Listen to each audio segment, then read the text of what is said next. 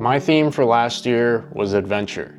I was gonna start living life instead of romanticizing it. I didn't know how I was gonna do it. I didn't know where I was gonna travel to, but by year's end, I traveled to 10 countries, 8 of them solo. It was truly a pivotal year for me because it made me realize one thing, or rather, remember one thing, that we are all creators, and with the right intention, we can shape our own reality. Which brings me to my focus for this year. I'm a multi-passionate person. I don't believe that there's one true passion for everybody. I like writing, I like content creation, I like jujitsu, I like cooking, I like traveling.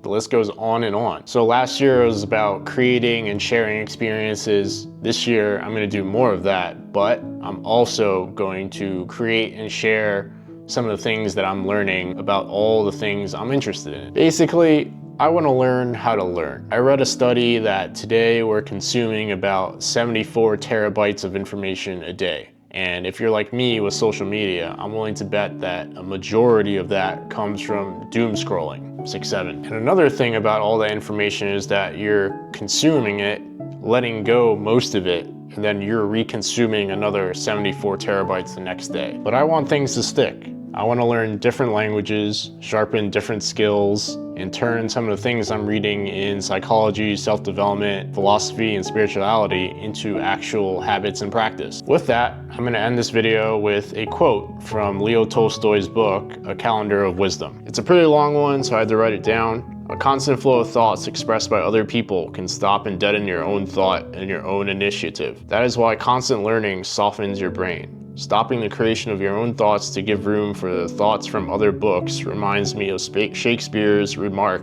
about his contemporaries who sold their land in order to see other countries. In short, it means you should learn, but that can't be the only thing you do. You need to create and reflect on it and come to your own conclusions. If you just fill your head with other people's thoughts and you don't consult your own, it's like what Shakespeare is saying in this quote. You're selling your land to see other countries.